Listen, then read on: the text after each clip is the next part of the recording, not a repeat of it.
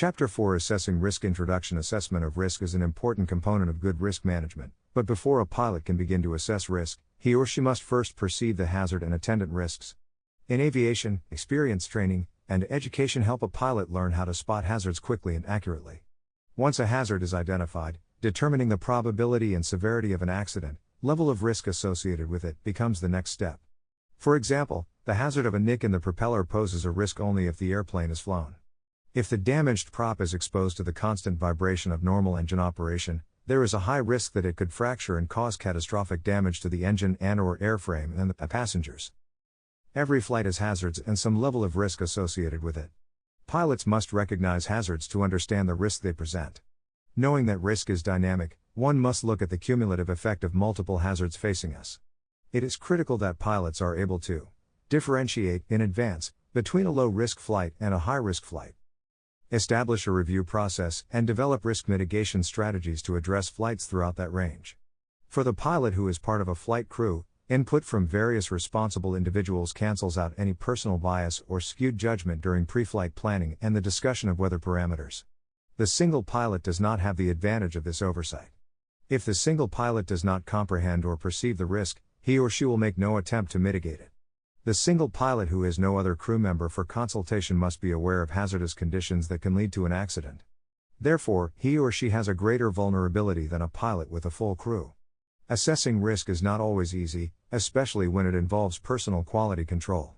For example, if a pilot who has been awake for 16 hours and logged over 8 hours of flight time is asked to continue flying, he or she will generally agree to continue flying.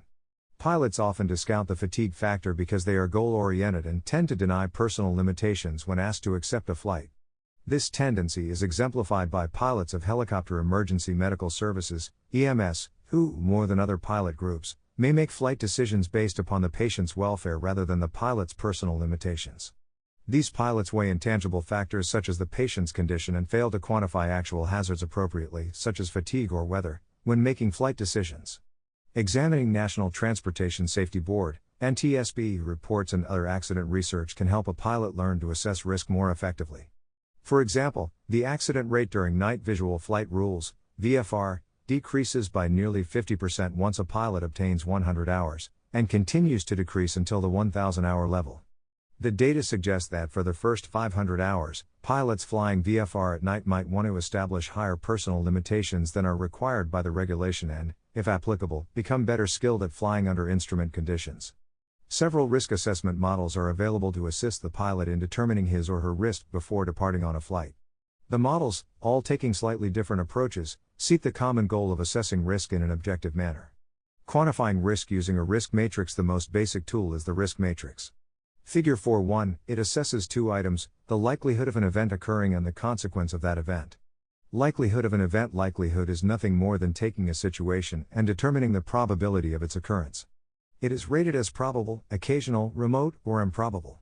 For example, a pilot is flying from point A to point B, 50 miles, in marginal visual flight rules, MVFR, conditions.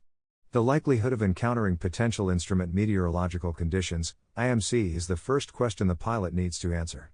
The experiences of other pilots coupled with the forecast might cause the pilot to assign occasional to determine the probability of encountering IMC.